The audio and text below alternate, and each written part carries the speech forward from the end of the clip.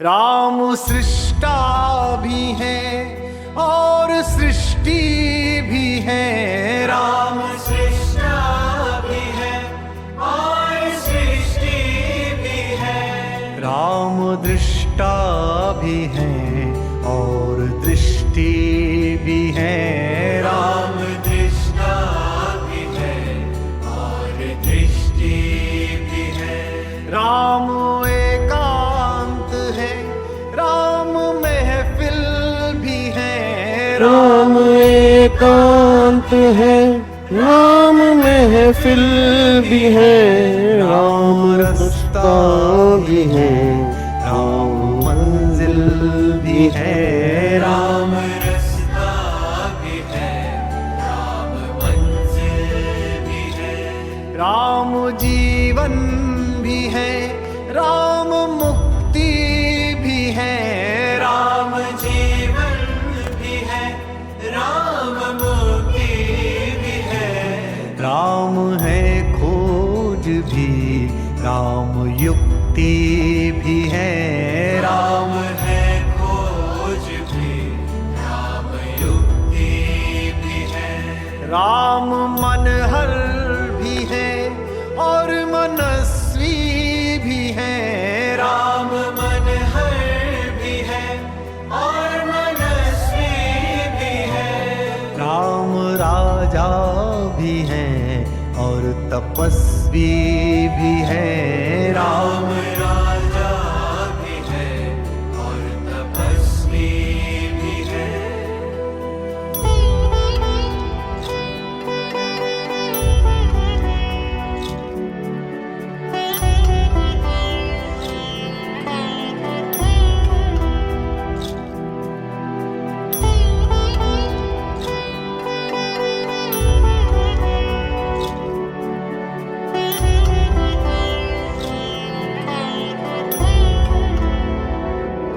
राम आराध्य है, राम आराधना।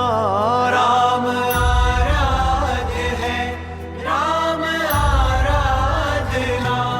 राम है साध्य भी, राम ही साधना।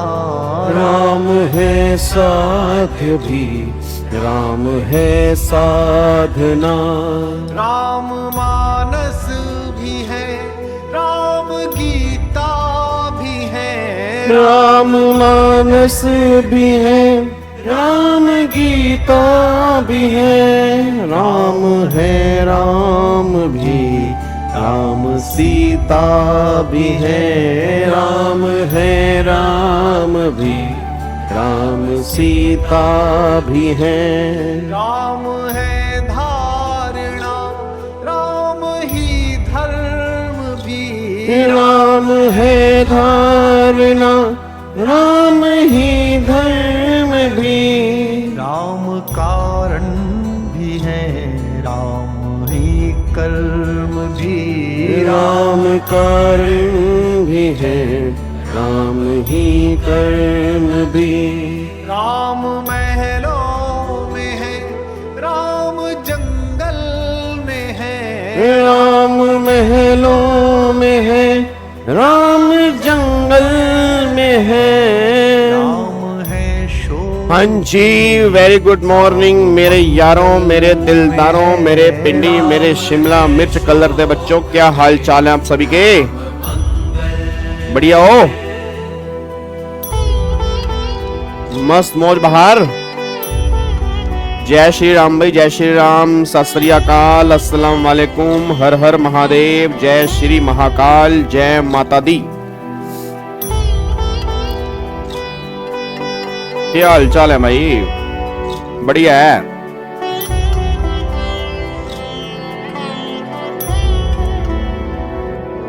राम हर युग में है, राम हर पल में है। राम हर युग में है, राम हर पल में है। राम है आज में, राम ही कल में है। राम है आज में, राम ही कल। ओ मेरा बर्थडे कल है।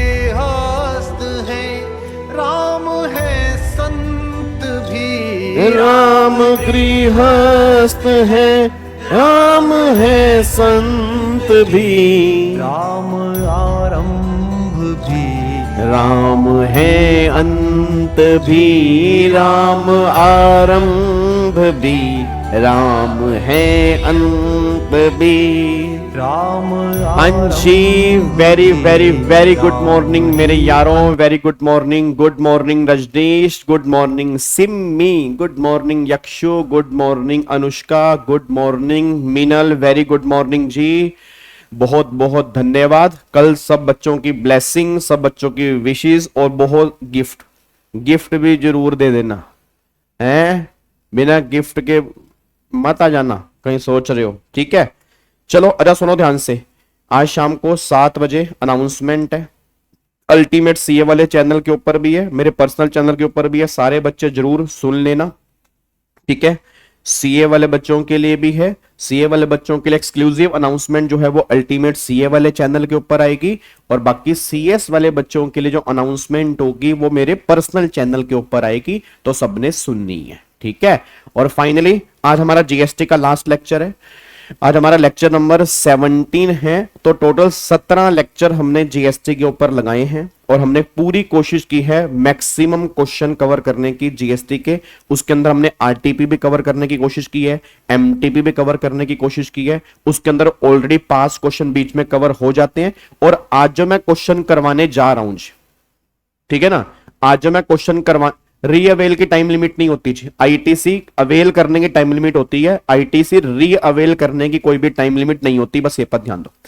अच्छा, पहले मैं सोच रहा था कि मॉड्यूल वाले क्वेश्चन कराऊंगा, बट मेरे को लग रहा है कि मॉड्यूल वाले क्वेश्चन ना हमने क्लास में भी किए थे, तो ना मैंने कल ये सोचा कि ये कुछ मोस्ट एक्सपेक्टेड क्वेश्चन है जो मुझे लगता है कि तुम्हारे पेपर के अंदर बन सकते हैं, तो ये क्वेश्चन मैंने अभी तक ना टच नहीं किए थे, ये क्वेश्चन मैंने अभी तक टच नहीं किए थे, तो इसलिए इसको मैं करवा देता हूं आज। जितने भी इंपॉर्टेंट क्वेश्चंस हैं वो आज वाली क्लास में कर लेते हैं, क्योंकि मॉड्यूल वाले क्वेश्चन तो आपने वैसे भी क्लास में कर रखे हैं, ठीक है ना, उसके बाद भी आपने एक आधी बार कर लिए होंगे, तो मेरे को लग रहा है मॉड्यूल वाले क्वेश्चन में कुछ खास है नहीं, और अगर फिर भी उस क्वेश्चन में किसी भी क्वेश्चन में डाउट होगा ना तो मुझसे पूछ लेना, उसकी मैं फिर अलग से बना दूंगा आज,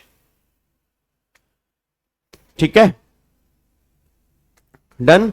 तो एक बार ये वाले क्वेश्चन कर लेते हैं, क्योंकि ये मोस्ट एक्सपेक्टेड क्वेश्चन है, ये बहुत बार पेपर के अंदर बन चुके हैं, ये बहुत बार पेपर के अंदर बन चुके हैं, और ये आगे बनने के भी चांसेस हैं, ठीक है।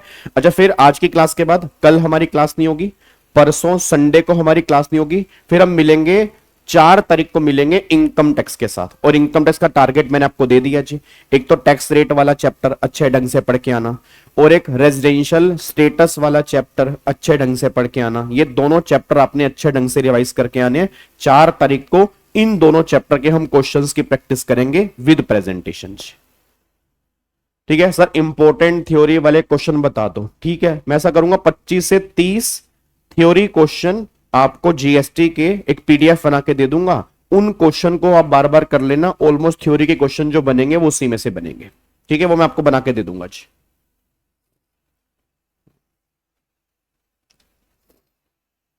हाँ यक्षु, वो भी ऐड करनी है यार, बिल्कुल बिल्कुल सही कह रहे हो जी, ठीक है। चलो, हाँ नहीं नहीं नहीं, इनकम टैक्स का टाइम आप बताओ, इनकम टैक्स का टाइम मॉर्निंग में रख लूं, बोलो मॉर्निंग में रख लूं, सही है, 9 to 10 वाला, या रात को सही है? चलो उसकी मैं एक वीडियो बना के पूछ लूंगा, उसकी मैं एक वीडियो बना के पूछ लूंगा। अगर आप सुबह कहोगे सुबह रख लूंगा, शाम को बोलोगे शाम को रख लूंगा, जैसे तुम बोलोगे। मेरे पास दोनों टाइम अभी अवेलेबल है, मेरे पास सुबह वाला टाइम भी अवेलेबल है और शाम वाला टाइम भी अवेलेबल है। ये पीडीएफ उसी लिंक में है जी, ये पीडीएफ जो है उसी लिंक में है, जिसमें सारे के सारे पीडीएफ है ना, उसी लिंक में है, ठीक है।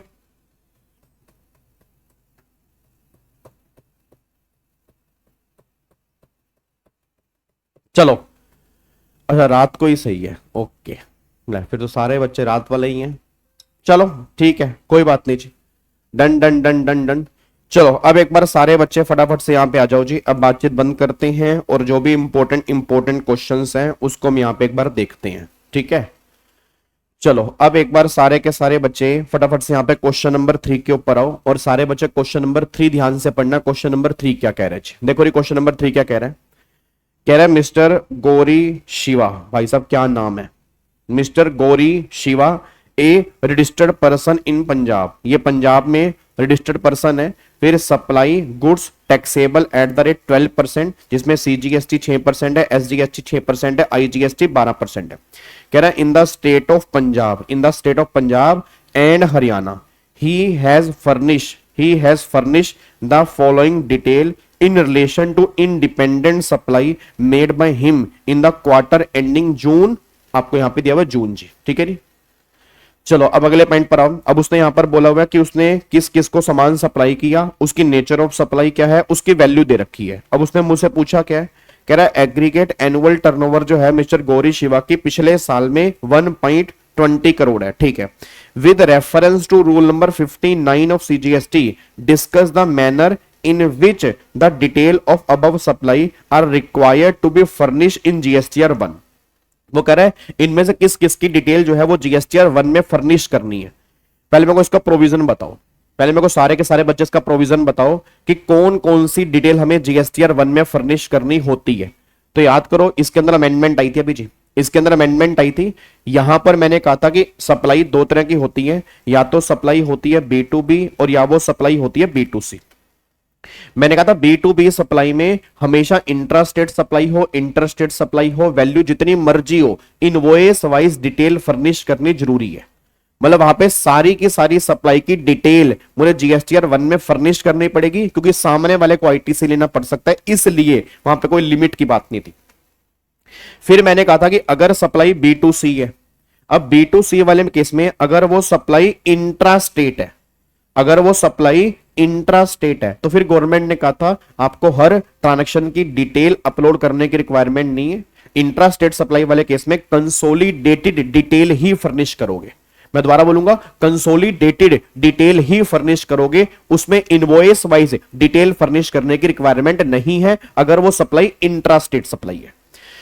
फिर मैंने कहा था कि अगर वो सप्लाई इंटर स्टेट सप्लाई है और उसकी वैल्यू 1 लाख रुपए तक है, तो फिर कंसोलिडेटेड डिटेल फर्निश कर देना। और अगर वैल्यू 1 लाख से ज्यादा है, फिर हमें इनवॉइस वाइज डिटेल फर्निश करनी पड़ेगी B2C वाले केस में, अगर वो सप्लाई इंटर स्टेट सप्लाई है। पहले यहां पे 2.5 लाख रुपए की लिमिट हुआ करती थी, अब यहां पे 1 लाख रुपए की लिमिट है। तो कोई बड़ी बात नहीं, तुम्हें तुम्हारे एग्जाम में ये वाला क्वेश्चन दोबारा से देखने को मिल जाए, क्योंकि अमेंडमेंट है, अमेंडमेंट बेस्ड क्वेश्चन है। कोई बड़ी बात नहीं, तुम्हें ऐसा क्वेश्चन इस बार के एग्जाम में देखने को मिल सकता है, तो क्वेश्चन बहुत ध्यान से करना। एक बार दोबारा बोल दूं, B2B वाले केस में हमेशा इनवॉइस वाइज डिटेल फर्निश करनी होगी, उसमें कोई लिमिट नहीं है, चाहे इंट्रा स्टेट हो इंटर स्टेट हो, मैटर नहीं करता। B2B वाले केस में सामने वाले को ITC लेना पड़ सकता है, तो इनवॉइस वाइज डिटेल जाएगी। B2C वाले केस में गवर्नमेंट कहती है इंट्रा स्टेट सप्लाई है, वैल्यू नहीं मैटर करती, इंट्रा स्टेट सप्लाई में हमेशा कंसोलिडेटेड डिटेल जाएगी। बट अगर B2C है, इंटर स्टेट सप्लाई है, 1 लाख तक अगर सप्लाई है तो इनवॉइस कंसोलिडेटेड जाएगी। 1 लाख से अगर ऊपर की सप्लाई है तो हमें इनवॉइस वाइज डिटेल फर्निश करनी होगी, बस ये पर ध्यान दो जी। अब एक बार यहां पे चेक करना क्या कह रहा है जी, देखो यहां पर जी।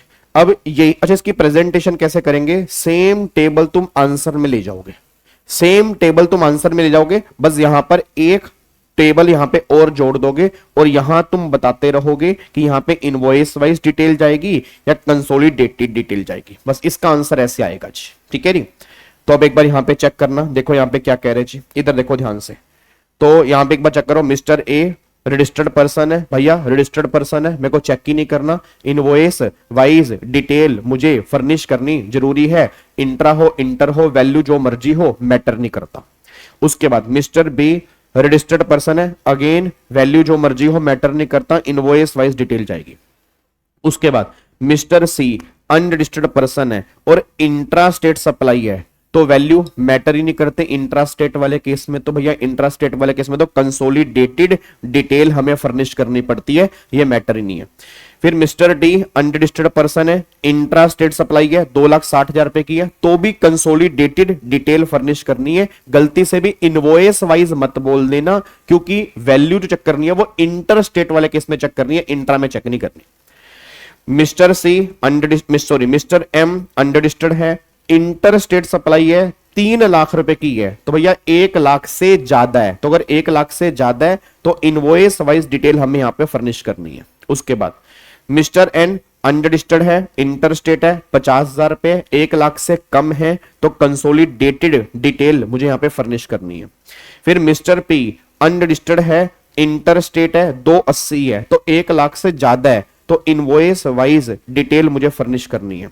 मिस्टर ओ अनरजिस्टर्ड है, इंटरस्टेट है, एग्जैक्ट 1 लाख रुपए है तो अगर एग्जैक्ट 1 लाख रुपए है तो मुझे यहां पे कंसोलिडेटेड डिटेल फर्निश करनी है, क्योंकि अगर 1 लाख से ज्यादा होगी तो इनवॉइस वाइज की बात होगी, 1 लाख तक जो है वो कंसोलिडेटेड की बात होगी, बस ये पर ध्यान दो। उसके बाद फिर यहां पर अगर मैं चेक करूंगा मिस्टर क्यू रजिस्टर्ड पर्सन है तो भैया रजिस्टर्ड पर्सन है, मैटर ही नहीं करता, वैल्यू या नेचर मैटर नहीं करता, इनवॉइस वाइज डिटेल जाएगी। मिस्टर आर रजिस्टर्ड पर्सन है, मैटर ही नहीं करता, वैल्यू या सप्लाई तो इनवॉइस वाइज डिटेल जाएगी। ये इसका आंसर निकल के आ रहा है जी। तो अब एक बार चेक कर लो इसके आंसर। अच्छा इसके आंसर ना इसके पीछे दिए हुए हैं, इसके आंसर इसके पीछे दिए हुए हैं और ये पीडीएफ उसी लिंक में है जो ड्राइव का लिंक मैंने आपको दिया हुआ है ना, उसी लिंक में मोस्ट एक्सपेक्टेड क्वेश्चन के नाम से ये पीडीएफ तुम्हें देखने को मिल जाएगा। डन, कोई दिक्कत तो नहीं है। तो अगर अभी आपके एग्जाम में क्वेश्चन बन जाए तो क्या सोल्व कर सकते हो? बस वो तुम्हें कंफ्यूज पता किस में करेंगे, वो कंफ्यूज करेंगे लिमिट में, वो कंफ्यूज करेंगे इंट्रा और इंटर में। और तुम दिमाग में अपना क्लिक करके रखना, बस अगर B2B है तो कुछ नहीं देखना, इनवॉइस वाइज है। B2C है, इंट्रा स्टेट है, कुछ नहीं देखना, कंसोलिडेटेड है। B2C है, इंटर स्टेट है, तब हमें लिमिट देखनी है कि 1 लाख तक तो कंसोलिडेटेड है, 1 लाख के बाद हमें इनवॉइस वाइज की बात होगी, बस ये पर ध्यान दो। क्या बात मेरी समझ में आ रही है जी? पक्का पक्का लॉक कर दो इस क्वेश्चन को। प्रेजेंटेशन डन, समझ में आ गई ना? सेम टेबल आपने उतारनी है, बस यहां पे एक टेबल बना के आपको यहां पे उसका आंसर लिख देना, बस ये पर ध्यान दो। ठीक है जी, चलो अब अगले पॉइंट पर आओ जी। अब अगला क्वेश्चन नंबर 4, ये भी इंपॉर्टेंट है। क्वेश्चन नंबर 4 ये भी इंपॉर्टेंट है, ठीक है जी, ये वाला क्वेश्चन भी इंपॉर्टेंट, ध्यान रखना ये वाला क्वेश्चन भी इंपॉर्टेंट है। कह रहा है मिस्टर के, ध्यान रखना, मिस्टर के is registered person under GST, state whether he can claim furnish GSTR 1, GSTR 3B and form GST CMP 08 in the following case through SMS। पहले तो समझो वो क्या कह रहा है। कह रहा है क्या ये नीचे दिए गए जीएसटीआर 1, जीएसटीआर 3B या जीएसटी CMP 08 जो कॉम्पोजिशन वाले में फॉर्म नंबर होता है, क्या उसको हम SMS के थ्रू फाइल कर सकते हैं? अब याद करो मैंने कहा था SMS की बात तब आती है जब हमारी सारी की सारी लाइबिलिटी नील हो जाती है। मतलब अगर मान लो मेरे को पेमेंट करनी है, अगर मान लो मेरे को या मेरा ITC बनता है या मेरी आउटवर्ड सप्लाई है, तो फिर तो मेरे को पोर्टल पे जाके काम करना पड़ेगा। बट अगर मेरी कोई ट्रांजैक्शन ही नहीं है, याद है मैंने कहा था नील की रिटर्न भरनी भी जरूरी होती है। याद करो मैंने जीएसटी में कहा था नील की रिटर्न भरनी भी जरूरी होती है, मैंडेटरी है। चाहे तुम्हारी कोई भी आउटवर्ड सप्लाई नहीं है तो भी तुम्हें नील की रिटर्न भरनी कंपलसरी है। तो यहां पर अब एक बार चेक करना, रजिस्टर्ड पर्सन है सेक्शन 9, मतलब नॉर्मल रजिस्टर्ड पर्सन है। अब 80 लाख की आउटवर्ड सप्लाई है, 70 लाख का ITC है, 10 लाख का GST पेबल है। तो भैया सिंपल सी बात है, आउटवर्ड सप्लाई भी है, इनवर्ड सप्लाई भी है, पेबल भी है, तो यहां तो पोर्टल के थ्रू ही काम होगा, यहां पर SMS की बात नहीं आएगी। सर इसकी प्रेजेंटेशन कैसे होगी? सेम प्रेजेंटेशन यहां पे हो सकती है, यहां पर एक टेबल बना दोगे और यहां पे लिखोगे थ्रू पोर्टल या थ्रू SMS या थ्रू पोर्टल और SMS, जैसे भी आप कर सकते हो। या तो इस तरह से प्रेजेंटेशन कर सकते हो या इसको फिर पैराग्राफ फॉर्म में, मतलब पॉइंट्स फॉर्म में प्रेजेंटेशन कर सकते हो। पहले का आंसर दोगे, दूसरे का दोगे, तीसरे का दोगे, फोर्थ का दोगे, पांचवे का दोगे, इस तरह से भी इसके आंसर दे सकते हो। तो पहले का तो आप ये लिख के आओगे, इस केस में आउटवर्ड सप्लाई भी है, इनवर्ड सप्लाई भी है, टैक्स पेबल भी है, तो भैया ये पोर्टल के थ्रू ही फाइल करनी पड़ेगी, SMS का मतलब ही नहीं है। आगे देखो, अगले में outward supply 80 lakh, ITC 80 lakh और टैक्स पेबल नील है। अब मेरे को सारे बच्चे बोल देना टैक्स पेबल नील है, तो अगर टैक्स पेबल नील है तो क्या मुझे पोर्टल से करनी पड़ेगी या मैं SMS से भी कर सकता हूं? मुझे पोर्टल से ही करनी पड़ेगी, मुझे पोर्टल से ही करनी पड़ेगी। सर SMS की बात ऐसे नहीं आती, SMS की बात तब होती है जब मेरी आउटवर्ड सप्लाई ही ना हो, तो मैं GSTR 1 SMS से कर सकता हूं। अब यहां तो एक बात बताओ यार, मेरी आउटवर्ड सप्लाई भी है, मेरा ITC है, तो ये तो मुझे रिटर्न में दिखाना पड़ेगा ना, ये तो मैं रिटर्न में दिखाऊंगा तभी तो लाइबिलिटी नहीं लाएगी ना। तो गवर्नमेंट कह रही भाई ये SMS का मतलब नहीं है, ये काम जो होगा ये पोर्टल से होगा, बस ये पर ध्यान दो। तो ये वाला काम भी जो है ये हमारा पोर्टल से हो जाएगा। आगे देखो, फिर अब यहां पे ध्यान रखना, अब ये पर्सन सेक्शन नंबर 9 में रजिस्टर्ड है, अब टैक्स आउटवर्ड सप्लाई नील। अब आउटवर्ड सप्लाई जो है वो नील है, आईटीसी 40 लाख रुपए का है और टैक्स पेबल जो है वो नील है। अब आउटवर्ड सप्लाई नील है तो आउटवर्ड सप्लाई की स्टेटमेंट कौन सी होती है? जीएसटीआर 1। आउटवर्ड सप्लाई की स्टेटमेंट कौन सी होती है? जीएसटीआर 1। तो गवर्नमेंट कह रही जीएसटीआर 1 जो है ये तो एसएमएस या पोर्टल किसी के थ्रू भी जीएसटीआर 1 फाइल कर सकता है, क्योंकि तेरी आउटवर्ड सप्लाई तो है ही नहीं ना। अगर तेरी आउटवर्ड सप्लाई नहीं है, अगर तेरी आउटवर्ड सप्लाई नहीं है तो जीएसटीआर 1 एसएमएस से कर दे, पोर्टल से कर दे, वो तेरी मर्जी है। बट जीएसटी आईटीसी 40 लाख रुपए, बट जीएसटीआर 3 भी जो होगी वो तुझे पोर्टल से ही करनी पड़ेगी, क्योंकि तेरा आईटीसी 40 लाख रुपए। अब अगर तेरा आईटीसी 40 लाख रुपए है तो तुम सब जानते हो 3B के अंदर आईटीसी आता है। अब अगर 3B के अंदर आईटीसी आता है, आईटीसी मेरा 40 लाख रुपए है, तो एसएमएस का तो मतलब ही नहीं है ना। तो ये जीएसटीआर 1 जो है ये तुम एसएमएस या पोर्टल दोनों में से किसी भी तरीके से कर सकते हो, बट जो जीएसटीआर 3B जो जाएगी वो सिर्फ पोर्टल से होगी, बस ये पर ध्यान दो। ठीक है जी, तो ये पोर्टल और एसएमएस दोनों से हो सकती है, ये सिर्फ पोर्टल से होगी जीएसटीआर 3B। अगले पर आओ, ये भी नील ये भी नील। अब कोई दिक्कत नहीं है जी, अब कोई दिक्कत नहीं है, चाहे वो जीएसटीआर 1 हो चाहे वो जीएसटीआर 3B हो, फर्क नहीं पैंदा। तुम दोनों एसएमएस से भी कर सकते, पोर्टल से भी कर सकते, कोई दिक्कत वाली बात नहीं है। आगे देखो, अब ये सेक्शन 10 कंपोजिशन जीएसटी सीएमपी 08, तो ये भी नील और ये नोट एप्लीकेबल आईटीसी तो मिलता ही नहीं है, तो ये नील आएगा। तो ये भी तुम एसएमएस और पोर्टल दोनों से कर सकते हो। अच्छा, जहां पर मैं कह रहा हूं एसएमएस, तो इट डजंट मीन कि वहां पोर्टल से नहीं कर सकते, पोर्टल से तो कभी भी कर दो, पोर्टल से तो कभी भी कर सकते हो भाई। गवर्नमेंट तुम्हें फायदा दे रही है कि अगर तुम पोर्टल पे जाके नहीं करना तो एसएमएस से कर दो, तो वो गवर्नमेंट तुम्हें फायदा दे रही है कि पोर्टल और एसएमएस, ये बात ध्यान रखना चाहिए। तो यहां पे जहां पे भी मैं एसएमएस कह रहा हूं, पोर्टल तो, बट ऑब्वियस सी बात है कि पोर्टल से तो कर ही सकते हो। अगर तुम्हें पोर्टल से दिक्कत आ रही है तो एसएमएस से फाइल कर सकते हो, बस ये बात ध्यान दो। ठीक है ना, तो ये एग्जाम में क्वेश्चन बनने की मुझे उम्मीद है। ठीक है, और ये बना भी हुआ है, ये सारे के सारे पास्ट ईयर क्वेश्चंस ही हैं, ये पेपर के अंदर बना भी हुआ है और कोई बड़ी बात नहीं, आपको दोबारा से देखने को मिल सकता है जी। ठीक है जी, चलो तो लोग कर दो इसको पक्का पक्का। चलो अब अगले पॉइंट पर आओ जी। अब अगला ये पॉइंट पर आओ, क्वेश्चन नंबर 7। ये भी थोड़ा सा इंपॉर्टेंट क्वेश्चन है, एक बार चेक करते हैं क्वेश्चन नंबर 7 क्या है जी। एक बार चेक करो क्वेश्चन नंबर 7 क्या है। कह रहा है मिस्टर मयंक है, मिस्टर मयंक प्रोवाइड कर रहे हैं continue supply of service. Continue supply of service याद है, कॉन्टिन्यू सप्लाई ऑफ सर्विस।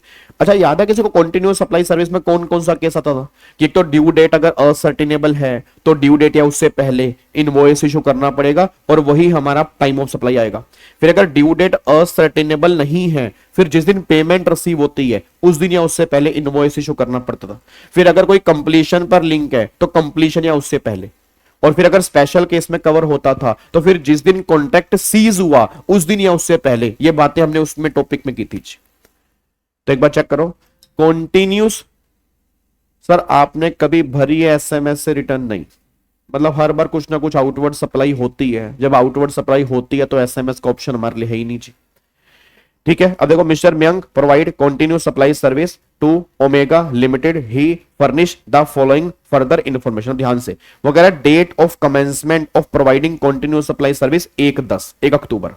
फिर date of completion providing continue supply service 31 January. ठीक है, date of receipt of payment जो है 30 मार्च है। कह रहा है determine the time of issue of invoice as provision of CGST in the following circumstances. अब किस केस में बता रहा है? पहला कह रहा है if no due date for payment is agreed upon by both under the contract of continuous supply service. मतलब कोई ड्यू डेट नहीं है, तो भाई अगर कोई ड्यू डेट है ही नहीं है, अगर ड्यू डेट एग्जिस्ट ही नहीं करती, फिर जिस दिन मुझे पेमेंट रिसीव होगी उस दिन या उससे पहले मुझे इनवॉइस काटना पड़ेगा। तो यहां तो सिंपल सी बात है, फिर जिस दिन पेमेंट मुझे रिसीव हो रही है तो इस दिन या ओहो ये क्या हो गया, इस दिन या इससे पहले मुझे क्या करना पड़ेगा? इनवॉइस काटना पड़ेगा। तो यहां पर ये पॉइंट आपको यहां पे निकल के आ रहा है, इस दिन या इससे पहले मुझे इनवॉइस काटना पड़ेगा। तो यहां पर पहले का जो आंसर बनेगा वो 30 मार्च या उससे पहले मुझे इनवॉइस काटना पड़ेगा। ठीक है ना, 30 मार्च या उससे पहले जिस दिन पेमेंट रिसीव हो रही है। उसके बाद एक और फिर if payment is link to completion. अब अगर पेमेंट कंप्लीशन से लिंक है तो भैया बताओ, हेलो भाई साहब, ओए ओए इधर, अगर पेमेंट कंप्लीशन से लिंक है तो कंप्लीशन या उससे पहले। तो कंप्लीशन 31 जनवरी को है तो 31 जनवरी या उससे पहले मुझे इनवॉइस काटना पड़ेगा।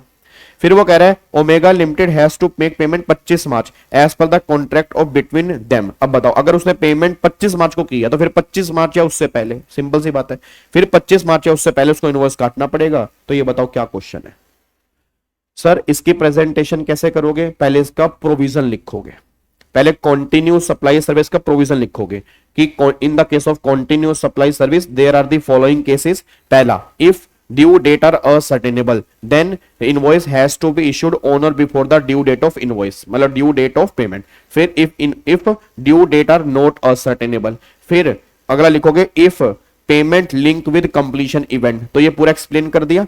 Then as per the above provision, अब आंसर दे दोगे तीनों के। सिंपल प्रेजेंटेशन है, ठीक है ना। पहले उनका प्रोविजन लिखोगे, फिर प्रोविजन के बेस पे 3 केस है, तीनों के आंसर दे दो कि भाई पहले वाले केस में ड्यू डेट नहीं है तो ड्यू डेट असर्टेनेबल नहीं है तो पेमेंट डेट है उससे पहले, दूसरे में कंप्लीशन तो कंप्लीशन है उससे पहले, तीसरे में पेमेंट अगर 25 मार्च को है तो 25 मार्च है उससे पहले उसको इनवॉइस इशू करना पड़ेगा।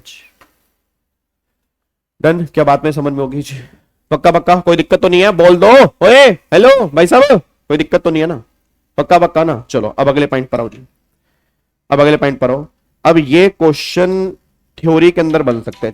ये क्वेश्चन जो है, ये क्वेश्चन जो है आपका थ्योरी के अंदर बन सकता है, ध्यान रखना। ये क्वेश्चन जो है आपका थ्योरी के अंदर बन सकता है। तो अब ध्यान से देखना है इस क्वेश्चन को क्या है, ध्यान से देखना क्वेश्चन क्या है।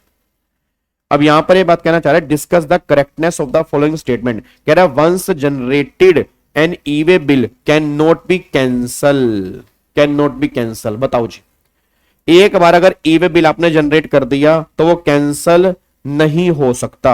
क्या ये सही बोल रहा है गलत बोल रहा है, बस मेरे को बता दो जी। क्या ये सही बोल रहा है गलत बोल रहा है, ये बता दो। एक बार अगर ई वे बिल आपने जनरेट कर दिया तो वो कैंसल नहीं हो सकता, क्या सही है गलत है? बिल्कुल गलत है जी, 100% गलत है। याद करो, अगर एक बार ई वे बिल मैंने जनरेट कर दिया तो 24 घंटे के अंदर अंदर मैं कैंसिल कर सकता हूं।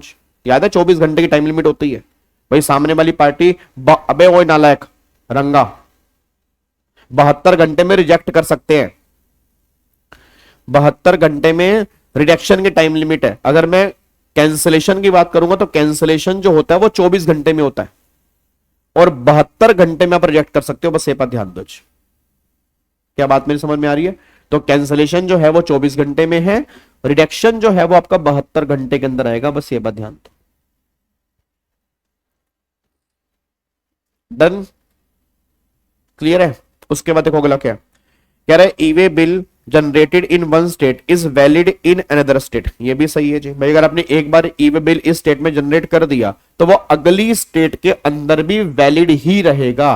मतलब ई वे बिल स्टेट वाइज नहीं होता, नेशन वाइज होता है, नेशनल लेवल का होता है वो। ये नहीं है कि जहां जहां स्टेट कर रहे हो, जहां जहां स्टेट चेंज हो रही है वहां वहां पर ना ना ना ना ना। एक बार अगर जनरेट कर दिया तो ऑल ओवर इंडिया वही ई वे बिल हमारा काम करेगा। अलग अलग स्टेट में अलग अलग ई वे बिल नहीं बनाना पड़ेगा। बस ये पर ध्यान दो। तो दोनों के दोनों स्टेटमेंट सच्ची है। अब मे बी वो एमसीक्यूज के अंदर बन जाए या 2 नंबर के अंदर बन जाए, बट बन सकता है क्वेश्चन, ये बात ध्यान देना चाहिए। ठीक है, चलो अब अगले पॉइंट पर आओ जी। अब क्वेश्चन नंबर 9 देखते हैं। क्वेश्चन नंबर 9 क्या है, एक बार सारे बच्चे यहां पे चेक करो। क्वेश्चन नंबर 9 देखो जी।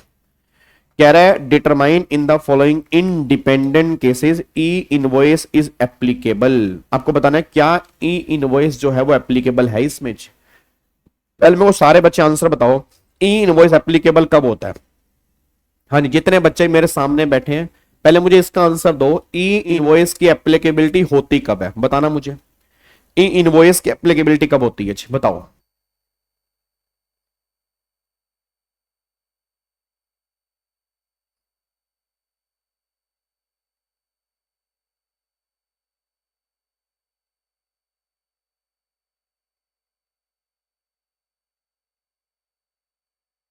बोलो भाई।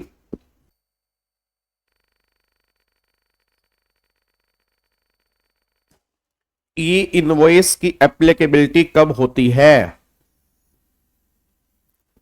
यार तुम तो बिल्कुल ही नालायक हो यार। मतलब क्या हो गया तुम्हें? सही हो ना तुम सब यार?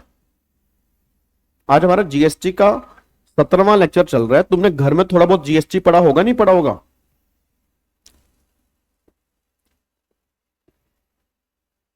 अगर टर्नओवर तुम्हारी 5 करोड़ से ज्यादा होती है, अगर तुम्हारी प्रीवियस ईयर 17-18 ऑनवर्ड्स किसी भी साल अगर तुम्हारी टर्नओवर 5 करोड़ से ऊपर निकल जाती है तो आपको ई वे बिल जनरेट करना जरूरी होता, सॉरी ई इनवॉइस जरूरी इशू करना जरूरी होता है।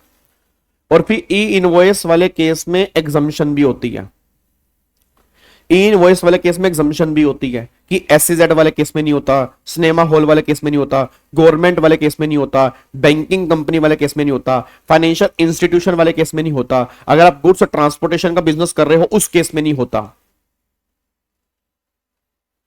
याद है ना कुछ आपको थोड़ा बहुत, तो उसी से रिलेटेड क्वेश्चन है ये वाला। चेक करो क्या कह रहे हो वो। यहां पे वो कह रहे हैं Herman and company dealing in the interior decorator product made supply to various registered and unregistered person in the preceding year, aggregate turnover of Herman and company की preceding पिछले साल में 20 करोड़ रुपए की है। तो अगर भैया 20 करोड़ रुपए की है तो 5 करोड़ से ज्यादा है, उस केस में ई इनवॉइस की रिक्वायरमेंट यहां पर पड़ेगी, बस ये पर ध्यान दो। और अगले वाले केस में वो कह रहे हैं rich and poor bank registered under GST, उसके एग्रीगेट टर्नओवर 15 करोड़ की है पिछले साल में, क्या ई बिल की रिक्वायरमेंट पड़ेगी? नहीं पड़ेगी, क्योंकि ये बैंक है और बैंक ई बिल से सॉरी बैंक ई इनवॉइस से एग्जम्प्ट होते हैं। मैं दोबारा ई बिल बोल रहा हूं, सॉरी ई इनवॉइस। तो बैंक जो है वो ई इनवॉइस से एग्जम्प्ट होते हैं, तो बैंकों को ई इनवॉइस जनरेट ही नहीं करना होता। तो इस केस में यहां तो नहीं होगी जी, पहले वाले केस में होगी, बस ये पर ध्यान दो। अब बताओ क्या दिक्कत है, क्या मुश्किल आ रही है? बोलो, दिक्कत है क्या? डन। चलो अब अगले पॉइंट पर आओ जी। अब ये क्वेश्चन नंबर 13 तो एक प्योर थ्योरेटिकल क्वेश्चन है। क्वेश्चन नंबर 13 एक प्योर थ्योरेटिकल क्वेश्चन है। पहली बात तो कैजुअल टैक्सेबल पर्सन क्या होता है उसके बारे में पूरा डिफाइन करके आना है, क्योंकि ये क्वेश्चन भी एग्जाम में बहुत बार बन चुका है। फिर casual taxable person composition scheme opt कर सकता है, नहीं कर सकता। When is casual taxable liable? कितने कब लाइबल होता है? 5 दिन पहले, बिजनेस कमेंसमेंट से 5 दिन पहले वो लाइबल हो जाता है। वैलिडिटी पीरियड क्या होता है? जितना वो प्रिस्क्राइब करेगा वो, और 90 days, which ever is less, which ever is earlier मतलब। और फिर 90 डेज की एक्सटेंशन उसको और मिल सकती है, तो टोटल 180 डेज तक का काम चलेगा, ठीक है।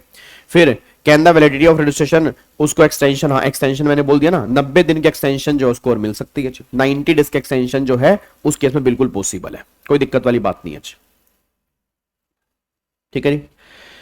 अब एक बार इस क्वेश्चन के ऊपर आओ, ये क्वेश्चन एक बार चेक करो, question number 15, question number 15 check करो जी एक बार। क्वेश्चन नंबर 15 क्या कह रहे हैं जी, देखो क्वेश्चन नंबर 15 देखो जी।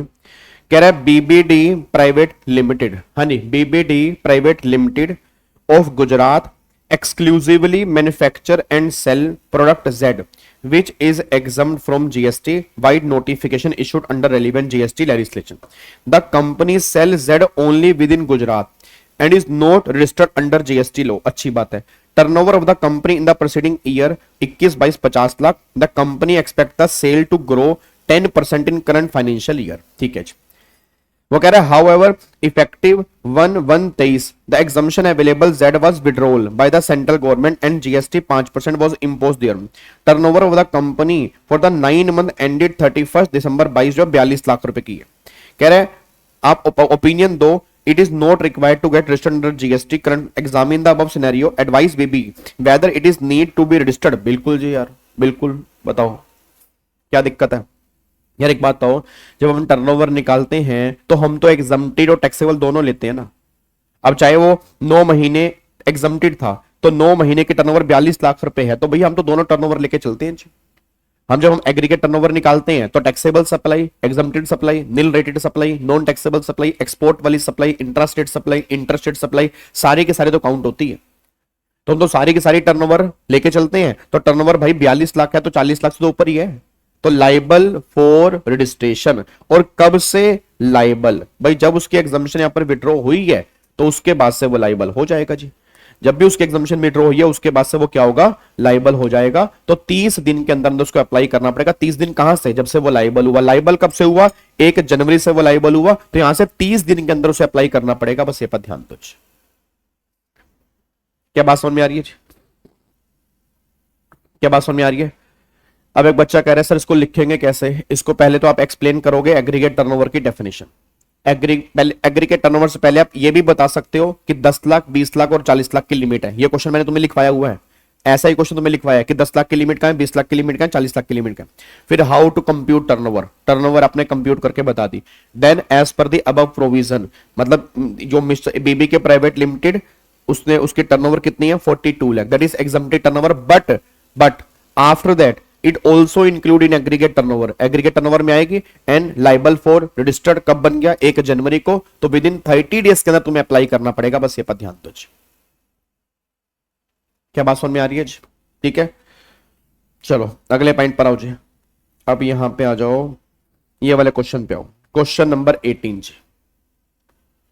अब यहां पे आ जाओ क्वेश्चन नंबर 18, चेक करो क्वेश्चन नंबर 18 क्या है। देखो जी, अब क्वेश्चन नंबर 18 है, Shri Durga corporation private limited is supplier of goods and service eight Calcutta, it has furnish the following information for the month of February. For the month of फरवरी की बात कर रहे हैं, फरवरी की कह रहे हैं intra state sale of taxable goods including 1 lakh रुपए receive as advance in January, the invoice of the entire sale value is issued 15 February. मेरे को ऐसा पता नहीं क्यों ध्यान आ रहा है, क्वेश्चन हमने कहीं पर किया था, मेरे को पता नहीं क्यों ध्यान आ रहा है, हमने क्वेश्चन कहीं पे किया था, मतलब I think model test paper के अंदर किया था, या तो जहां पर आपको याद करो मैंने कहा था कि गुड्स वाले केस में एडवांस हम चेक ही नहीं करते, तो गुड्स वाले केस में एडवांस चेक नहीं करते तो पूरी की पूरी वैल्यू पे जीएसटी लगेगा, तो पूरे के पूरे 4 लाख पे इंट्रा स्टेट सप्लाई है, सीजीएसटी और एसजीएसटी एप्लीकेबल हो जाएगा। मतलब मेरे को ये तो कंफर्म है कि ये एडजस्टमेंट हमने कहीं पर की जरूर थी भाई। रंगा चल निकल यहां से, नालायक, हर क्वेश्चन का आंसर गलत दे रहा है यार, ये कोई बात थोड़ा होती है यार, हर क्वेश्चन का आंसर गलत, हर क्वेश्चन का आंसर गलत दे रहा है नालायक। ठीक है, वहां पर मैंने कहा भी था कि गुड्स वाले केस में एडवांस चेक नहीं करते, गुड्स वाले केस में एडवांस चेक नहीं करते, तो 4 लाख रुपए की वैल्यू पूरे के पूरे 4 लाख में यहां पे जीएसटी एप्लीकेबल हो जाएगा। आगे देखो जी, अगला पॉइंट कह रहा है गुड्स परचेज कहां से किया आपने, goods purchase from unregistered dealer 20 February को, इंट्रा स्टेट परचेज और 30,000 पे has been balance purchaser intra state. पहली बात तो फर्क ही नहीं करता भाई, जब आपने अनरजिस्टर्ड पर्सन से परचेज किया है तो आईटीसी मिलने का तो मतलब ही नहीं है ना भाई। सामने वाला बंदा अनरजिस्टर्ड है, जब सामने वाला बंदा है ही अनरजिस्टर्ड तो उस केस में तो वो जीएसटी चार्ज ही नहीं करेगा, जब जीएसटी चार्ज ही नहीं करेगा उस केस में आईटीसी की बात भी नहीं होगी, बस ये पर ध्यान दो। ठीक है ना, उस केस में आईटीसी की बात भी नहीं होगी, तो यहां पर इसको क्रॉस कर देना, आईटीसी मिलेगा ही। फिर service provided by way of labour contract for repairing a single residential unit otherwise than as a residential complex, ये पॉइंट भी आया था, ये पॉइंट भी वहां पे आया था, याद करो मैंने कहा था वैसे सर्विस एग्जम्प्ट है, बट रिपेयरिंग वाला केस है तो रिपेयरिंग वाले केस में टैक्सेबल है। ठीक है ना, रिपेयरिंग वाले केस में क्या हो जाएगा, टैक्सेबल है, तो रिपेयरिंग वाले केस में टैक्सेबल है। वैसे अगर यहां पे परचेस लिखा होता, कंस्ट्रक्शन लिखा होता तो एग्जम्प्ट हो जाता जी। अब रिपेयरिंग वाला केस है तो टैक्सेबल है, इस 1 लाख पे जीएसटी एप्लीकेबल होगा, इंट्रा स्टेट है तो यहां पे जीएसटी लगा दोगे। ठीक है, अगले पॉइंट पर आओ। फिर वगैरह goods transport service receive from GTA, GTA 12% वाला और इंटर स्टेट है, तो भाई अगर जीटीए 12% वाला है तो कलेश खत्म हो गया, फॉरवर्ड चार्ज है, फॉरवर्ड चार्ज है तो रिवर्स चार्ज का मतलब ही नहीं है भाई साहब, रिवर्स चार्ज का मतलब ही नहीं है, यहां पे फॉरवर्ड चार्ज की बात होगी, वो सामने वाला बंदा जीएसटी पे करेगा, हमें जीएसटी पे नहीं करना। अगर हमें जीएसटी पे करना तो हमारी वैल्यू में इंक्लूड हो जाता, बट यहां पे जीएसटी सप्लायर पे करेगा, हम तो रिसीवर है तो वो जीएसटी पे करेगा, बात खत्म। ठीक है, इसका आईटीसी मिल जाएगा, हमें आईटीसी की कोई दिक्कत नहीं है। अब उसने नेट जीएसटी लाइबिलिटी मांगी है, तो यहां पे नेट जीएसटी लाइबिलिटी में मेरे ख्याल से बस आपको ये 2 लाख रुपए, ये वाला 2 लाख रुपए जो है इसका आईटीसी आपको मिलेगा जी। तो अगर मैं इसका 6% निकालता हूं 12,000 रुपए का ये मिलेगा और 12,000 रुपए का ये मिलेगा जी। अब यहां से मेरी लाइबिलिटी निकल के आएगी, इस पे क्रॉस है, यहां पे लाइबिलिटी आएगी, इनकी लाइबिलिटी में से 12,000 रुपए आप माइनस कर दोगे जी। कुछ खास है नहीं क्वेश्चन में, बट क्वेश्चन बढ़िया था, मतलब क्वेश्चन मुझे तो अच्छा लगा, क्वेश्चन मुझे तो अच्छा लगा, मुझे तुम्हारा नहीं पता बट मुझे तो क्वेश्चन अच्छा लगा जी। ठीक है, क्वेश्चन बहुत बढ़िया था। चलो अगले पॉइंट पर आओ जी, अब अगले पॉइंट पर आओ।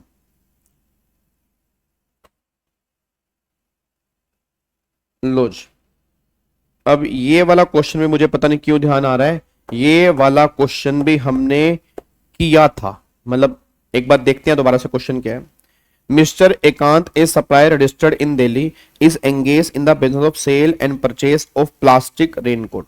ही furnish the following information pertaining to inward supply outward supply दे रखी है for the month of July जी। अब मेरा पूरी क्लास का क्वेश्चन है, अब ये वाली सारी की सारी मेरी आउटवर्ड सप्लाई है, ये मेरी सारी की सारी आउटवर्ड सप्लाई है। अब वो कह रहा है value of inter state outward supply to registered person, तो इंटर स्टेट है तो यहां पे आईजीएसटी एप्लीकेबल कर दोगे। फिर value of intra state outward supply to registered person, यहां पे सीजीएसटी एसजीएसटी लगा दोगे। Value of intra state outward supply to unregistered person, तो भी कोई दिक्कत वाली बात नहीं है।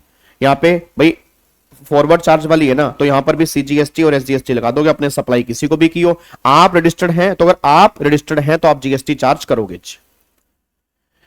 फिर वो कह रहा है value of intra state inward supply from registered person, तो इनवर्ड सप्लाई इसका मुझे आईटी से मिल सकता है। Value of inter state inward supply registered person, इसका मुझे आईटी से मिल सकता है।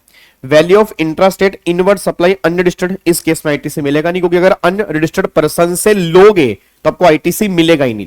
अनरजिस्टर्ड वाले केस में आईटीसी मिलेगा ही नहीं। अब वो कह रहा है additional information IGST credit on capital goods purchase in the month of July 1.5 lakh, अच्छी बात है। CGST SDST credit on inward supply including credit of 5,000 on account of membership club, तो भैया मेंबरशिप क्लब है और ये 50,000 रुपए का है, क्लब वाला है, तो कितना होगा 45,000 रुपए का होगा जी, बस मतलब 45,000 रुपए का होगा जी, ठीक है ना, क्योंकि 5 तो बाहर निकाल दो ना। मेंबरशिप ऑफ क्लब वाले केस में तो आईटीसी मिलेगा नहीं। अब अगर मेंबरशिप ऑफ क्लब वाले केस में आईटीसी नहीं मिलेगा तो यहां पर कितने की बात होगी, 45,000 रुपए की बात होगी। हाँ जी, यहां पर कितने की बात होगी, यहां पे 45,000 रुपए की बात होगी, बस ये पर ध्यान। उसके बाद देखो रही availed consultant service from mister Sujit lawyer located in Delhi. अब लॉयर से आपने सर्विस ली है 1 लाख रुपए की, तो यह रिवर्स चार्ज है जी। लॉयर से आपने सर्विस लिया, उस केस में क्या लगेगा, रिवर्स चार्ज यहां पे एप्लीकेबल हो जाएगा जी। अच्छा, रिवर्स चार्ज वाले केस में क्या जीएसटी देना पड़ेगा, बिल्कुल। क्या आईटीसी मिलेगा, बिल्कुल मिलेगा, बट जब रिवर्स चार्ज वाला जीएसटी देने जाओगे तो कैश लेजर से पेमेंट करनी पड़ेगी, बस ये पर ध्यान दो। अब यहां पे ओपनिंग बैलेंस आपको दे रखा है 2 लाख, 2 लाख और 5 लाख ओपनिंग बैलेंस है। नेट जीएसटी लाइबिलिटी मांग रहा है, 10 नंबर का क्वेश्चन है। ट्राई करोगे एक बार इसको, एक बार ट्राई करोगे हैं, एक बार रफ में कर लो इसको, चाहे एक बार रफ में ट्राई कर लो, मतलब कम से कम एक क्वेश्चन तो मुझे करके दिखाओ ना कि हाँ सर इसका आंसर हम निकाल के दिखाएंगे। 5 मिनट ले लो चाहे, बट आंसर निकाल के दिखा दो, मेरे को भी थोड़ी लास्ट क्लास में सेटिस्फेक्शन हो जाएगी कि चलो कुछ समझ में आया। बताओ, करोगे ट्राई? रेट 99 और 18% है, रेट 99 18% है, ये रेट है जी, ठीक है। और यहां पे आपका ये ओपनिंग बैलेंस है क्रेडिट का जी। तो एक बार ऐसा करो, क्रेडिट लिख लो पहले 2 लाख, 2 लाख और 5 लाख। एक बार पहले क्रेडिट लिख लो 2 लाख, 2 लाख और 5 लाख। एक बार पहले क्रेडिट लिख लो 2 लाख, 2 लाख और 5 लाख, ठीक है। 2 lakh CGST, 2 lakh SGST, 5 lakh IGST. लो जी, अब एक बार ट्राई करो, देखता हूं तुम्हें क्या पल्ले पड़ा अभी तक। ये लो जी, फटाफट से मुझे आंसर बताने की कोशिश करो, क्या आंसर तुम्हारा आ रहा है।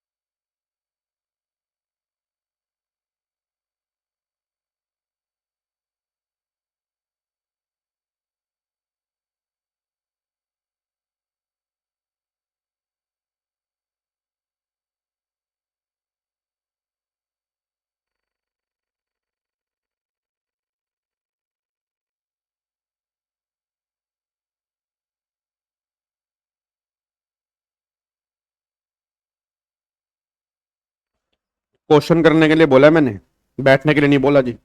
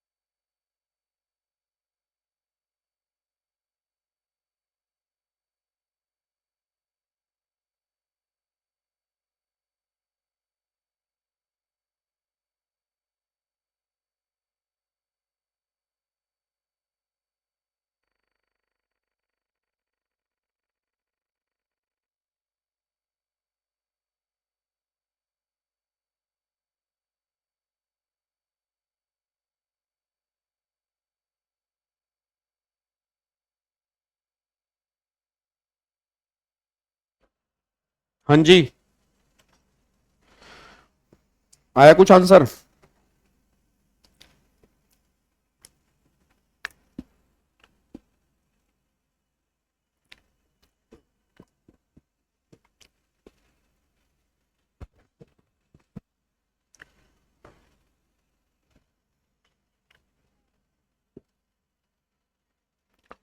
आधे बच्चे तो भाग लिए। बच्चा कह रहा है छोड़ यार, हम क्यों करें क्वेश्चन, गाबा सर ही करें, पेपर हमारे थोड़े हैं, गाबा सर के हैं।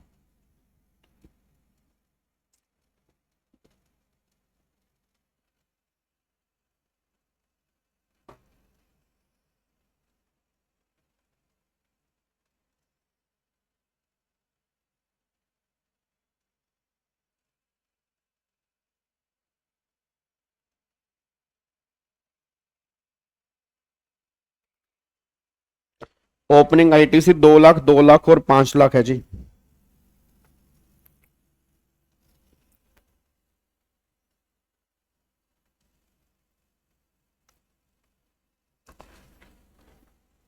वो तो आईटीसी है डायरेक्टली, नीचे वाली फिगर तो आपका डायरेक्टली आईटीसी है।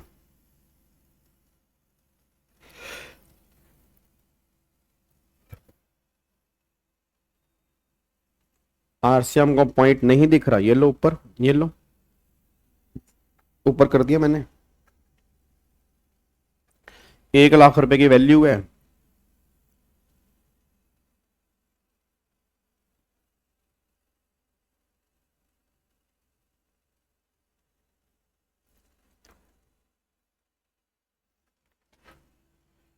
कहां पे? कैपिटल गुड्स वाला 1.5 लाख रुपए है। आरसीएम इंट्रा है, ये इंटर इंट्रा है ना, ऊपर वाला बंदा दिल्ली का है ना, हाँ तो ये भी दिल्ली का है, तो इंट्रा है जी। आरसीएम वाला तो इंट्रा है।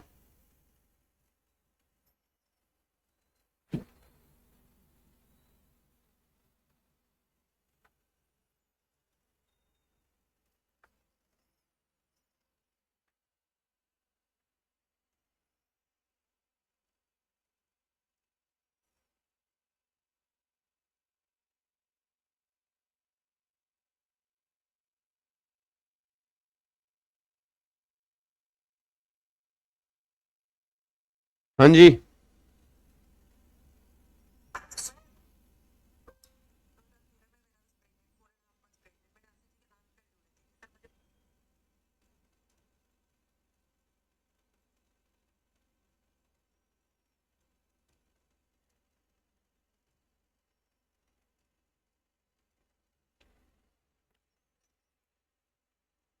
सर 1 लाख ईच है या टोटल? कहाँ पे?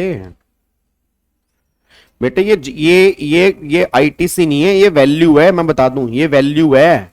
नालायको पोर्शन ध्यान से पढ़ लो, बिल्कुल ही रटने वाली बातें मत करो। यहां पे जीएसटी दिया हुआ है, यहां पे जीएसटी नहीं दिया हुआ, ये सर्विस की वैल्यू है, इस पे जीएसटी लगाना है 9%। 9,000 पे जीएसटी, 9,000 पे का जीएसटी आएगा। और ये जो आपको दिया हुआ है ये जीएसटी दिया हुआ है, ये जीएसटी है।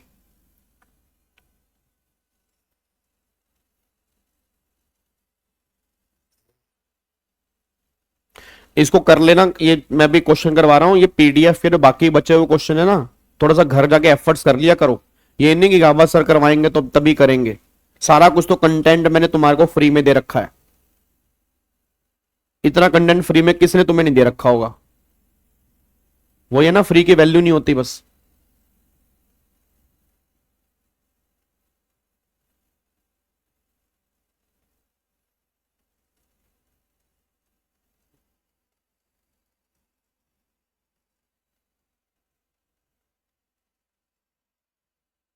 चलो जी, इधर अनुष्का गलत आंसर है।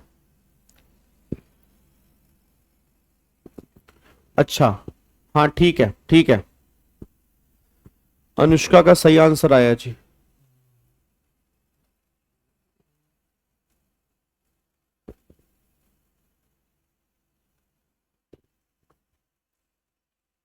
सही है। एक बार दिखाऊं जी?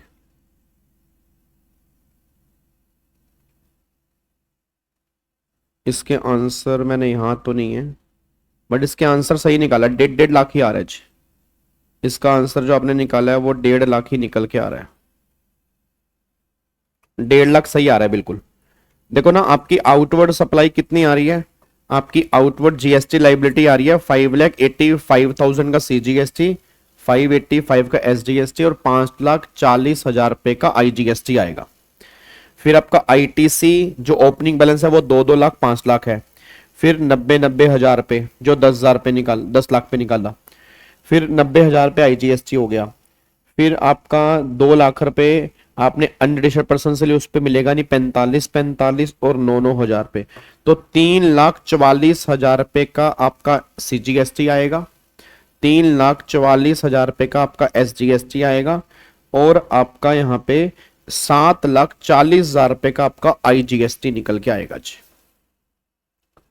ठीक है, आईजीएसटी निकल के आएगा। अब सबसे पहले आप आईजीएसटी यूज करोगे तो 5,40 तो आप यहाँ पे यूज कर लोगे, फिर बचा 2,40, मतलब आपका 2 लाख बचा, तो 1-1 लाख रुपए आपने दोनों में बराबर यूज कर लिए। और फिर यहाँ पे पूरा सीजीएसटी यूज कर लोगे, यहाँ पर एसजीएसटी यूज कर लोगे जी, पूरा का पूरा। तो बैलेंस जो आपका जीएसटी बचेगा वो यहाँ पर बचेगा आपका 3,40, यहाँ पे 3,44।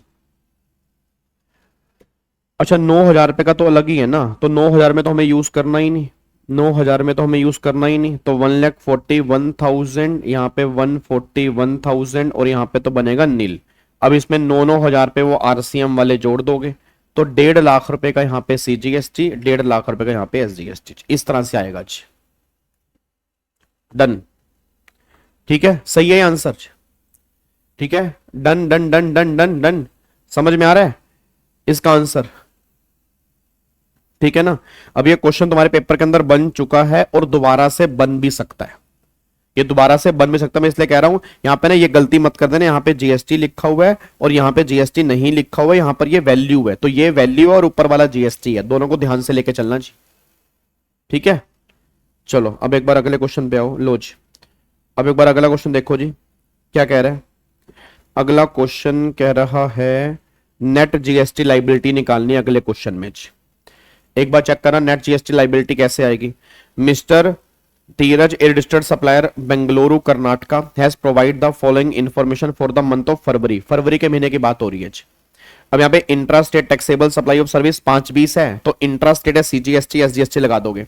Legal service paid to a lawyer located with in the state 20,000 रुपए। अब अगर 20,000 रुपए है तो लीगल सर्विस दी है, तो मतलब मैंने सर्विस ली है, मतलब लीगल फीस पे किया ना, मैंने सर्विस ली है तो फिर यहाँ पे जीएसटी लगेगा और रिवर्स चार्ज में जीएसटी एप्लीकेबल होगा, क्योंकि एडवोकेट की सर्विस पे रिवर्स चार्ज में जीएसटी लगेगा, तो उसका 9% आप निकाल दोगे, 1800 आ जाएगा।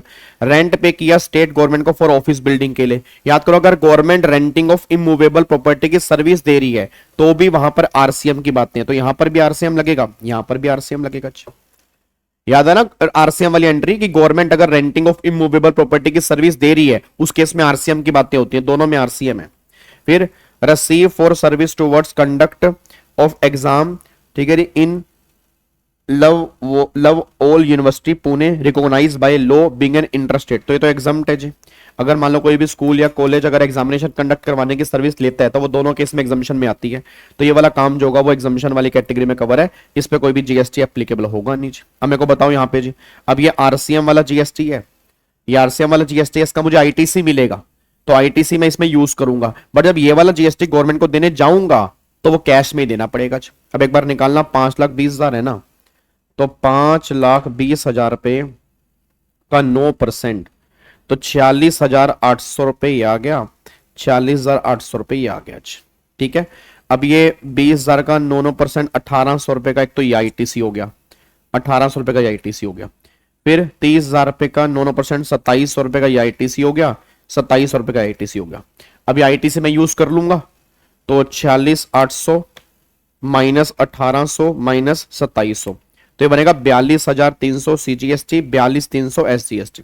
ये मुझे आईटीसी यूज करने के बाद देना है, और साथ में जो आरसीएम वाला वो भी कैश में देना है, तो 2,700 और 1,800, तो 4,500 रुपए ये मेरे को देना पड़ेगा कैश में जी। तो ये मेरी टोटल लाइबिलिटी आपकी निकल के आएगी जो तुम्हें कैश में देनी है जी, जो तुम्हें कैश में देनी है। डन, लॉक कर दो उसको, पक्का पक्का, ठीक है जी। तो ये पॉइंट आपको यहां पे निकल के आ रहा है जी। अब यहाँ पे क्वेश्चन ये वाला देखो जी, अब यहाँ पे वही इंट्रास्टेट सप्लाई दे रखी है, इंट्रास्टेट सप्लाई दे रखी है, फिर आपको इनवर्ट सप्लाई दे रखी है, इनवर्ट सप्लाई। अब intrastate purchase goods from registered dealer, इसका आईटीसी मिलेगा। Intrastate purchase goods from unregistered dealer, इसका आईटीसी नहीं मिलेगा। और intrastate purchase from registered dealer 4 lakh रुपए, इसका आईटीसी मिलेगा। ऐसा क्वेश्चन तो हमने अभी ऊपर ही किया है भाई, इस पे जीएसटी निकाल दो, इस पे जीएसटी निकाल दो, इन दोनों का मुझे आईटीसी मिलेगा, तो वो नेट जीएसटी पूछेगा बस, और क्या पूछा। अच्छा, ओपनिंग बैलेंस भी दे रखा है आपको जी, ये ओपनिंग बैलेंस भी दे रखा है आपको जी, यहाँ पे ओपनिंग बैलेंस भी दे रखा है। और फिर नीचे इसने एक पॉइंट और दे रखा है, कह रहा ही परचेज ए कार, हाँ नहीं, use for business purpose at a price 672 including GST दे रखा है on September 15। He capitalise the full value including GST in the books the same date and claim depreciation. वैसे भी अगर डेप्रिसिएशन क्लेम नहीं करता तो कार पे तो वैसे भी आईटीसी नहीं मिलता, कार पे तो वैसे भी आईटीसी है नहीं ना भाई। अगर ये डेप्रिसिएशन ना भी क्लेम करे तो भी कार पे तो वैसे आईटीसी नहीं है, तो इस पे तो आईटीसी का मतलब ही नहीं है। फिर out of interested purchase from registered dealer goods worth 1 lakh were receive on October 3 due to traffic jam. जो 1 लाख रुपए का भैया अभी गुड्स नहीं मिला है इंटरेस्टेड परचेज पर, उसका आईटीसी भी मिलेगा ही नहीं। अब जो तुम्हारी इंटरेस्टेड परचेज है, यहाँ पे इंटरेस्टेड परचेज है 4 लाख की, तो 4 लाख में से वो कह रहे 1 लाख का भी मिला नहीं है, तो 1 लाख का नहीं मिला तो आईटीसी 3 लाख पे क्लेम करोगे, क्योंकि जो आपको रिसीव ही नहीं हुआ भाई, जो गुड्स आपको रिसीव ही नहीं हुआ उस पर आईटीसी मिलेगा ही ना आपको, वो तो आपको रिसीव ही नहीं हुआ तो आईटीसी मिलेगा ही नहीं। तो उसमें से उसने बोला 4 लाख में से 1 लाख की आइटम रिसीव नहीं हुई, तो 3 लाख की वैल्यू पे आईटीसी क्लेम करोगे। बस रेट आपको दे रखे हैं 9-18% और आईटीसी वाली सारी कंडीशन सेटिस्फाइड है। क्या दिक्कत है, बोलो, ट्राई कर लोगे इसको, ठीक है। सेम आउटवर्ड सप्लाई निकालना, इनवर्ड सप्लाई निकालना, बट जब आईटीसी निकालोगे तो यहां पर बस ध्यान रखना 4 लाख को मत लेना, 3 लाख को लेकर चलना, क्योंकि 1 लाख यहां से बाहर है, 1 लाख का सामान मुझे रिसीव ही नहीं हुआ, ठीक है। उसके बाद फिर यहां पे आ जाओ, अगला क्वेश्चन, ये वाला क्वेश्चन, ये वाला क्वेश्चन हमने किया था, मेरे को याद आ रहा है, ऐसा क्वेश्चन हमने किया था, याद आ रहा है, वो 93,400 रुपए की मेरे ख्याल से एक वैल्यू निकाली थी हमने जी, अगर तुम्हें थोड़ा बहुत याद आ रहा हो। ये क्वेश्चन हमने किया था मशीन वाला, ये मशीन बेची है मॉडल टेस्ट पेपर के अंदर ही 93,400 रुपए की आपने वैल्यू निकाली थी। 80,000 प्लस में 6,000 प्लस में 4,000, फिर एनजीओ वाली सब्सिडी 5,000, फिर अपने 1,600 रुपए का यहाँ पे डिस्काउंट माइनस किया था लास्ट में, तो 93,400 की वैल्यू आई थी। ये वही क्वेश्चन है जी, ठीक है। बस ये वाला क्वेश्चन भी हमने किया था जी, ये वाला क्वेश्चन भी किया था, याद करो। एयर कंडीशनर वाला याद है, एयर कंडीशनर वाला यहां पर डिस्काउंट मिलता है तो 50 यहां पे डिस्काउंट मिल जाएगा मेरे को, यहां पर तो डिस्काउंट मिलेगा तो बैलेंस पे जीएसटी लगाऊंगा। 4,05,000 रुपए की वैल्यू आ रही थी। ये क्वेश्चन भी हमने किया था, अगर आप थोड़ा सा देखोगे मॉडल टेस्ट पेपर, ठीक है। बस ये क्वेश्चन, हाँ एक बार ये वाला क्वेश्चन बस खत्म करो और देन फिर क्लास को हम पैक करेंगे, ठीक है। फिर हम क्लास को पैक करेंगे। इसमें और भी क्वेश्चन दिए हुए हैं, ठीक है। टोटल 50 एक्सपेक्टेड क्वेश्चन है, तो 50 एक्सपेक्टेड क्वेश्चन जो हैं एक बार उसको ट्राई करोगे तो आपको और कॉन्फिडेंस बिल्डअप होगा। बस ये पर ध्यान दो। अब एक बार ये वाला क्वेश्चन मेरे को सोल्व करके बताओ कि ये वाला क्वेश्चन क्या निकल के आ रहा है। एक बार चेक करना क्वेश्चन क्या है। अब अगर goods use in constructing in additional floor of office building, तो ऑफिस बिल्डिंग है ना, तो ऑफिस बिल्डिंग वाले केस में तो आईटीसी मिलता ही नहीं, प्लांट मशीनरी वाले केस में मिल जाता है आईटीसी। अगला वगैरह goods given as free sample to prospective customer, free sample वाले केस में भी आईटीसी नहीं मिलेगा। ट्रक यूज किया जा रहा है ट्रांसपोर्टेशन ऑफ इनपुट, इसमें आईटीसी मिल जाएगा। इनपुट यूज कर रहे हैं ट्रायल रन में, इस पर आईटीसी मिल जाएगा। कन्फेक्शनरी आइटम जो एम्प्लॉई है तो उस पर आईटीसी आपको नहीं मिलेगा।